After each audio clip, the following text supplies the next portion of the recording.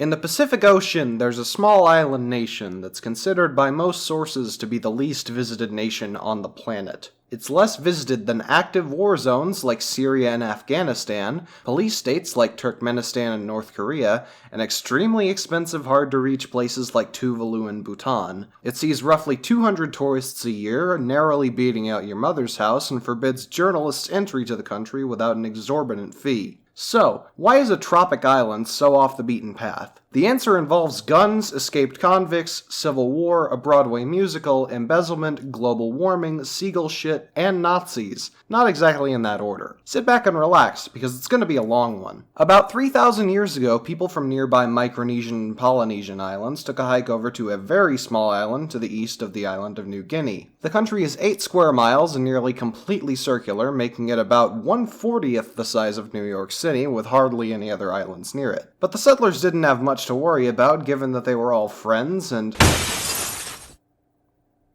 things went south almost immediately. Records from this time are scarce, but we know sometime before European colonization, the demographics on the island shifted from one happy bunch into 12 whole-ass separate clans vying for control over this island with less space between them than your average 7-Eleven. This isn't unheard of, but among the Pacific Island nations at the time, Nauru was one of the most prone to conflict out of them due to its size and isolation. To make things worse, with such a small island to work with and such a divided population, things were like a high school locker room in that when something grew, everybody was there to see it. Farming was difficult to say the least, because even if your clans got control over the 2 coconut trees on the east side of the island, all it takes is one dipshit to ruin it for everybody while you're sleeping. Fish was the main and often only food, is what I'm getting at. It's very rare for a country to already be doing shitty before the British arrived, but Nauru was one of the few exceptions.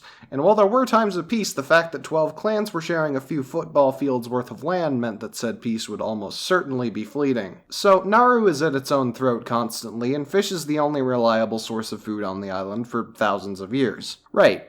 Compared to everything that happens next, this is a pretty alright spot to be in. It's worth noting that while the Nauruans were constantly at each other's throat, wartime never really broke out for any extended period of time. Medicine didn't exist, and held territory in any conflict amounted to my house and my buddy Rick's, so the conflict, while not infrequent at all, didn't last very long. Luckily for Ares, the British soon helped the Nauruans out on that front. See, despite the fact that from the 1700s onward, Nauru appeared on British maps as Pleasant Island, nobody actually colonized it yet. Usually when Europeans see land, they ooh and proceed to ruin everybody's day, but it wasn't the British government that did this, rather 2 British convicts that managed to wander into the situation. Enter Patrick Burke and John Jones, Irish prisoners who wound up adrift in the Pacific Ocean after escaping the nearby Norfolk Island penal colony. Patrick Burke was there, but in all my research I can't find a single text that mentions anything other than he was there too, so let's focus on John Jones for now. John Jones was a sailor on the John Bull before it mysteriously disappeared, coming back with all but 2 of the crew dead and half-eaten, the 2 survivors being our now significantly fatter John Jones and Burke. They were promptly arrested and taken to Norfolk Island, but escaped, and made their way to the island of Nauru through sheer luck. At this point, Nauru had its fair share of European beachcombers that checked the sands for valuable items, but John Jones had big plans for the island. The Nauruans made quick friends, being a generally pleasant bunch to outsiders, and did whatever John Jones asked them to. John Jones asked them to make him king of the carrot flowers, and they gladly obliged, giving him control over the beachcombers. Jones used his newfound power to kill everything for a few years, bumping off any and all threats to his crown among the beachcombers. One night, in a drunken stupor, he poisoned 7 men and shot 4, leaving 11 bodies for sober Jones to deal with. When the Nauruans confronted him about it, he blamed the Nauruans. Nah, really, you guys, it was those dirty Nauruans that did this. Can't trust them, I say. You know how it is. Sir, we are the Nauruans. Huh. And then they shoved him in a canoe and set him adrift. After Jones was exiled, the Nauruans had 2 new toys to play with, alcohol and guns. Now they could wage proper war with each other. And they did, for years and years, to the point that the island's population was in triple digits before German colonizers finally claimed the islands in the 1880s. Under the Germans, alcohol was banned and some firearms were confiscated to keep the 12 clans from exploding again. You know you're a horrible drunk when Germany, of all countries, cuts you off. The Germans instituted a monarchy over the island to rule over all 12 clans and keep the island island in check while they were busy heating up tensions for World War I. Nauru under German rule actually prospered quite a bit for the first decade, with their arrival ending the bloody civil war and the ban of alcohol restoring some semblance of community to the 12 clans of the island. Of course, this didn't last because in 1990 that age-old villain was discovered, Phosphate. If you haven't watched my video on Clipperton Island, phosphate is seabird droppings that have petrified over thousands of years in thousands of shits. It's an extremely valuable fertilizer, and if you thought Clipperton had lots of it, boy, you haven't seen shit yet. Well, you have seen shit, but there's way more of it on Nauru. Germany sold the rights to the phosphate on the island to the Pacific Phosphate Company, who started mining in 1907. And from that point onward, it was all cash, baby. Not for the Nauruans, of course, but this little money printer of an island was a hot commodity now. A game of hot potato ensued, with the Australians capturing the island during World War I, and the British and New Zealanders tossing it between the trio before finally settling on joint custody to start properly exploiting the bitch. And they did, until World War II. Oh man, I sure do love being a Nauruan on December 6th, 1940. Yeah, me too. Oh hey, look, it's the Axis power! Nauru got bombed. The entire phosphate mining operation was shelled from the sea, after which the Japanese took control over the island and built a couple of bases there. Being the Imperial Japanese, they also took 1,200 Nauruans to go work in the Chuuk Islands and get blown up by the US when they lost said islands. After World War II, the island was given back to Australia in its bombed-out, hyper-militarized state. Let's guess what Australia did.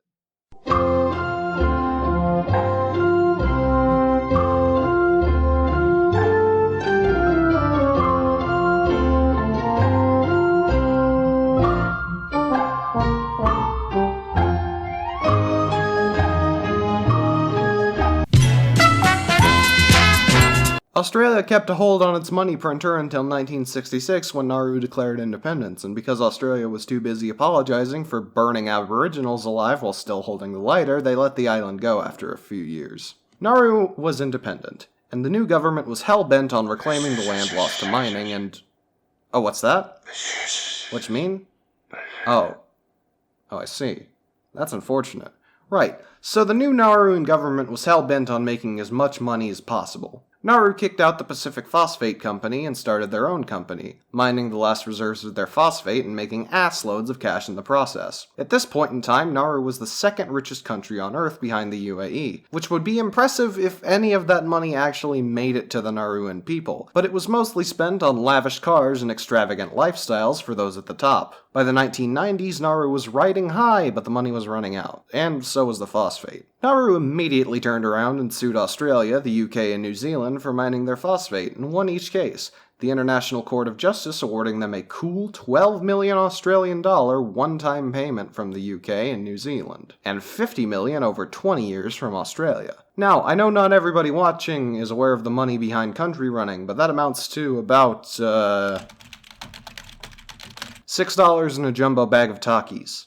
Yet, Nauru wasn't making any money from that venture. Enter Duke Minks, the former road manager of the UK pop group Unit 4+2 and somehow financial advisor to the government of Nauru in the 1990s. That's a resume, alright. Minks left the band in the 70s, but his passion for music never died, and one day he took a look at the government of Nauru's immense wealth and cracked an idea. You see, the Nauruan government were young for a government. They were like your dad when he got his first phone, trying to wire money to as many Nigerian princes as possible with so much enthusiasm you could cry, and probably will when you take a look in your college fund. Duke wanted to make his dream a reality, to be the mastermind behind a musical that would take the artistic world by storm. Duke's project would be a retelling of the story of the Mona Lisa, greatly embellished to be a love story between Da Vinci and the titular Mona Lisa herself. It was titled Leonardo, A Portrait of Love, and he somehow convinced the Nauruan government to dump nearly all their money into this project with the promise that it'd be a smash hit. It wasn't. It's, to this day, regarded as one of the worst musicals ever made and one of the biggest flops of all time. And Nauru had staked their entire future on it at the behest of a man whose last name is literally a sneaky animal that steals things. The phosphate was running out. Nauru's money had just gone up in flames alongside anyone associated with Leonardo the musical, and the land that the phosphate had been mined on was not fit for human habitation. You see, phosphate mining is an above-ground operation that leaves jagged spires of rock wherever it's done. When this area of mining is your entire island, this means that everywhere it's possible to live outside of the beach is a fucking Meat Boy stage. Nauru has no land, and it needs money to even attempt to refurbish the land to be livable again. So, another scheme is hatched. Nauru looked at the success of micronations like Liechtenstein and Monaco and thought, hey, I can do that. These micronations are tax havens that rich business people shovel money into to avoid paying for those profits in their home countries. Unfortunately for Nauru, however, nobody at the tax haven club was having them, and the International Criminal Court got shifty-eyed. See, it's okay when Europe does it, Nauru, but if you don't have any cool castles or bad seafood to back up your embezzlement, then it's not gonna fly. The United States blocked monetary transactions with the country before they relented and raised their taxes again.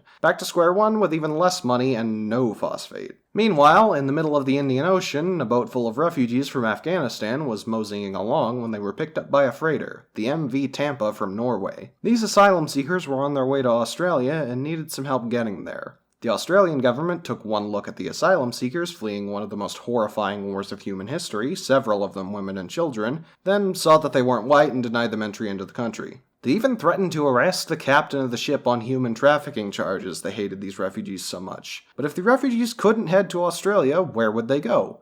Maritime boundaries put them on the edge of Australia and Indonesia's water borders, but the distinction was hazy enough to cause an international stir. Enter Nauru, a country that was flat broke and nearly uninhabitable, wandering back to its old ex, Australia, for one last fling and doing all in its power to assure her that the spark is definitely still there. Nauru offered to house the refugees for a paltry sum, and Australia was more than happy to get the foreigners away so they could go back to using aboriginals as crash test dummies. Nauru set up what can be charitably described as a refugee processing center, and what can much more honestly be described as Dachau with Polynesian sauce. See, when Australia sends someone to Nauru, they don't send them there to process them for entry into Australia. Australia treats the refugees in Nauru like a hamster in a third-grade class. They look at them every now and then, and if they're alive within a year, it's bonus points. People in the Nauruan camps have often been there for 5 years or more, wishing they'd never left their original situations. This has gained ire towards Australia and the international community over the years, but unless you've been living under a cloud of koala-scented smoke for the past year, you should know that the Australian government does not give two flying shits about its public image. And that's where we are now. Nauru is a prison camp for Australia with only a small portion of habitable land that's due to be swallowed by the sea before 2040 if global warming keeps its current pace. Is the whole situation John Jones' fault for introducing guns and alcohol to the island? No, they would have reached them some other way. Is it Duke Minks' fault for blowing all their money on his shitty play? No, their other investments failed as well, his is just the most prominent. Is it Australia's fault for destroying the island's natural habitat by mining all their phosphate? Yes. Hey, thanks for sticking around to the end of the video. This is my 10th video, so yay. If you would hit that subscribe button, that'd help out the channel, help me grow. Yeah. Share it around with your friends if you feel so inclined. Thanks for watching, and I got a little side project that I would like to present very soon. Hopefully it doesn't come out before this video goes live. And yeah, that's about it. Thanks for watching. See you next time.